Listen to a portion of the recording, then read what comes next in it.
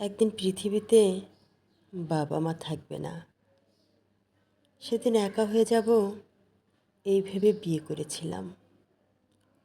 বিয়ের পর দেখলাম সে স্বামী নয়, শুধু মায়ের ছেলে। এখন মনে হয় মায়ের ছেলেটি মায়ের কাছেই থাকুক, আমি বরঞ্চ আমার মা বাবা যে কয়দিন বাঁচে তাদের নিয়েই বাঁচি। তোমরা কত মেয়েরা স্বামীর সংসারে বেলা 10টা 11টা পর্যন্ত ঘুমাও, আর কত মেয়ে আছে শাশুড়ির সংসারে ভোর 5টার পরে আর কোনো বিশ্রামই নিতে পারে না। তাদের মধ্যে আমি এমন একজনকে চিনি যে 10 বছরের ভালোবাসার পর তার ভালোবাসার মানুষটাকে পেয়েছে। সে কী পেয়েছে আমি জানি না, কিন্তু আমি দেখি সে বুকের ভেতরে একদলা আগুন পেয়েছে। যদি সব মেয়েরা রোজগার করতে পারত, তবে বাংলার প্রতি ঘরে ঘরে রোজ একটি করে ডিভোর্স হতো। কপাল ভালো ওই পুরুষদের যাদের স্ত্রীরা শুধু রোজগার করে না বলে স্বামীর লাথি উষ্টা খেয়েও এখনও সংসারে মাটি কামড়ে পড়ে আছে। যেই মেয়েটি প্রেমিকা থাকা অবস্থায় একজন পুরুষের কাছে অনেক বেশি সুন্দর, ঠিক সেই মেয়েটি স্ত্রী অবস্থায় ওই পুরুষের কাছে অনেক বেশি অসুন্দর। স্বামী যদি স্বামী হয় তবে তার সাথে সংসার করা যায়, কিন্তু স্বামী যদি শুধু মায়ের ছেলে হয় তবে তার সাথে সংসার করা যায় না।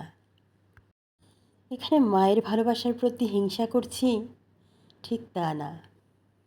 মায়ের প্রতি দায়িত্ব কর্তব্যের পর তার যে একটা স্ত্রী আছে, সন্তান আছে, সেটা ভুলে গেলে তো চলবে না। শুধু এইটুকুই মনে করিয়ে দিচ্ছি।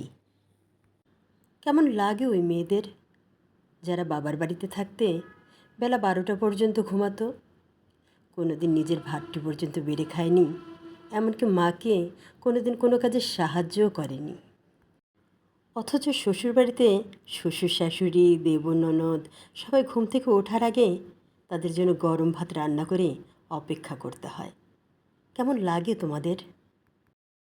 আমার খুব আফসোস হয়, কারণ আমার মাও তো শাশুড়ি ছিল, তার কপালে তো এমন সুখ জুটে নাই। কারণ আমার মা যেটাকে জন্ম দিয়েছিল সেটা ছিল একটা জন্মগত জামাই, আর আমার শাশুড়ি যেটাকে জন্ম দিয়েছে সেটা হলো একটা জন্মগত মায়ের ছেলে, যার একজন শুধু বউকে ভালোবাসে আর অন্যজন মাকে। ছেলে যদি মায়ের ভক্ত হয় তবে শাশুড়িদের খুব ভালো লাগে। তাই শাশুড়িদেরও মনে রাখতে হবে, স্বামী যদি বউয়ের ভক্ত হয় তবে বউদেরও খুব ভালো লাগে। মা বলে সে কেবল ভালোবাসা পাবে, আর বউ বলে সে কি ভালোবাসা থেকে বঞ্চিত হবে? বউ হয়ে সে কি দোষ করলো? পরের বাড়ি মেয়েটি সারা জীবন কষ্টে থাকবে আর মা ছেলে ফুর্তিতে থাকবে। হিসাব তো বরাবর হলো না। শ্বশুরবাড়িটা কোনো দিনই মেয়েদের বাবার বাড়ি হয়ে উঠতে পারে না, কারণ প্রতিটা শাশুড়ি তার বাড়ির বউদের এইটাই বুঝিয়ে দেয় যে এইটা তাদের শ্বশুর বাড়ি, তার বাবার বাড়ি না। সময়ের সাথে সাথে এবং এর পর থেকে আমি বুঝতে পারলাম সমাজের যৌথ পরিবারগুলো ভালো নয়, সেখানে স্বাধীনভাবে বাঁচা যায় না। আছে, সামান্য ভালো আছে, সেটা হলো অনুষ্ঠান আয়োজনে সবাই এক হয়ে মিলেমিশে কাজ করে খেয়ে দিয়ে বাড়ি চলে যাওয়া, এটুকুই। কিন্তু একক পরিবারে একটা স্বাধীনতা থাকে যেটা আপনি যৌথ পরিবারে কখনোই পাবেন না।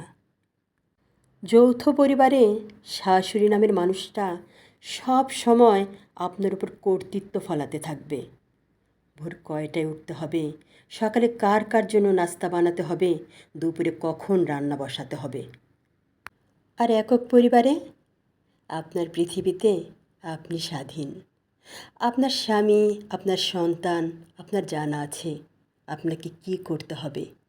সেখানে নিজের মতো করে নিজের স্বাধীনতায় বাঁচা যায়। আর বাঁচলে তো নিজের মতো করেই বাঁচা উচিত, অন্যের মতো করে নয়।